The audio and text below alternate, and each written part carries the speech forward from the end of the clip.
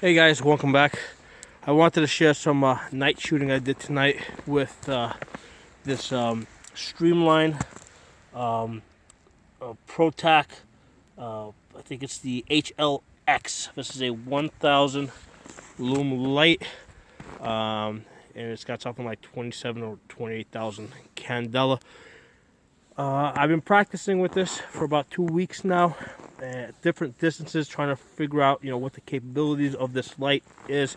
On the box, they tell you that it's good to 325 meters.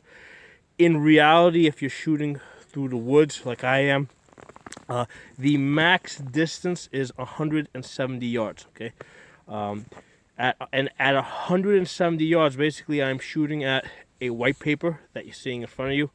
And I know exactly where this is. I've shot this, hundreds of times.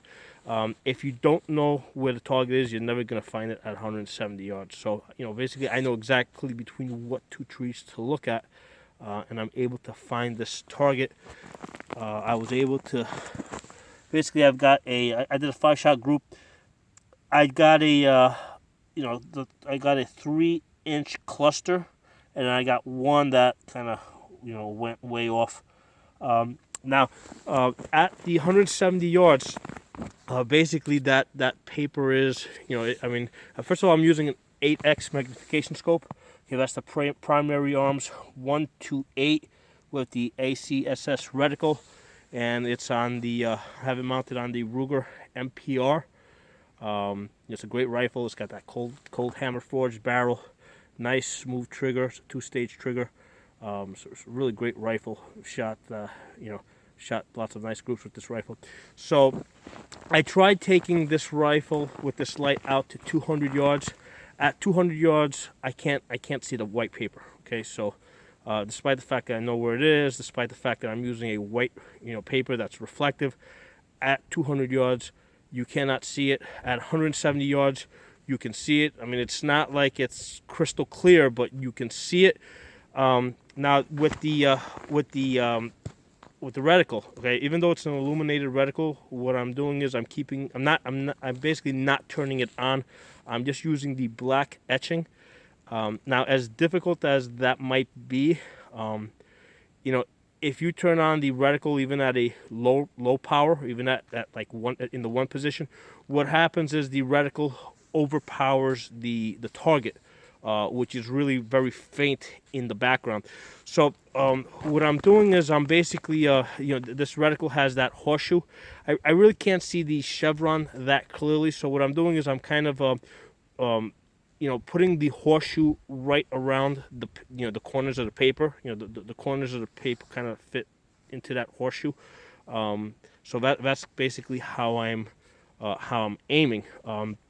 Because, like I said, I'm not turning on the reticle because it's going to overpower the target. Which, even with these 1,000 looms at 170 yards, this white paper is very faint. I mean, it's very easy to lose track of where it is. Okay, so that said, this is a great light. I mean, I think I paid $106 for it on Amazon. And it comes with the push button in the back, and it also comes with this pressure switch, the pressure pad, which is what I have mounted on it now. It's really convenient on this rifle because it's got an 18-inch barrel, so it's nice having that switch all the way in the back. This way, it's not as tiring. Now, what's happening is after, first I got to set up this target, walk back, so I'm basically going back and forth over the 170 yards through some pretty thick woods.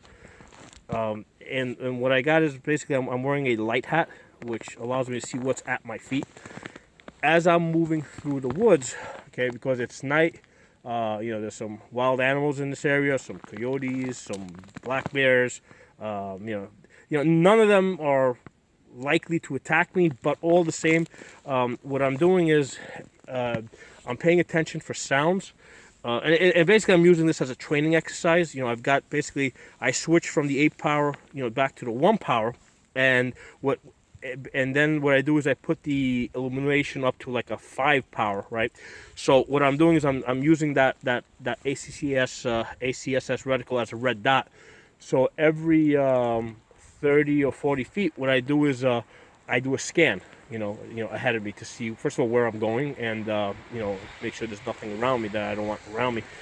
If I hear any sounds, and basically you'll hear like chipmunks or a couple of rodents, from time to time. Over I didn't hear any tonight, but over the last week I've heard lots of little things running around in the grasses. So what you do is you pay attention to the sounds, and when you hear something, basically you turn the rifle in that direction.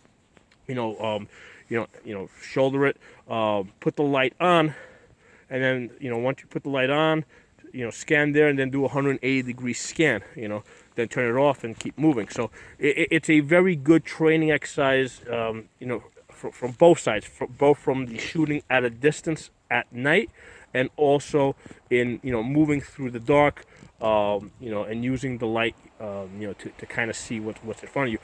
Now, like I said, I've shot this at 170 yards. That's where I got this, that's the grouping that I hit tonight.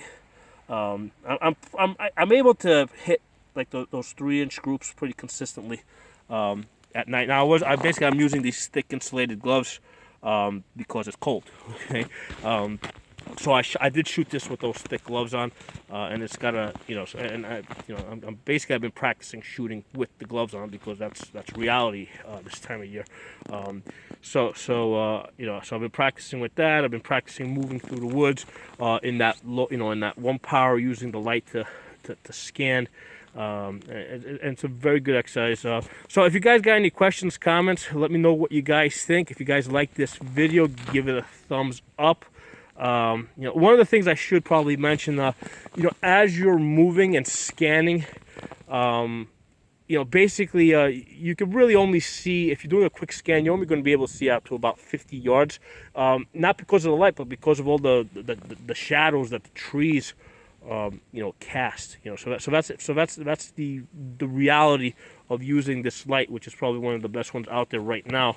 Certainly the best, ones for the money, for the $106 that I paid. You can see out to 140 yards.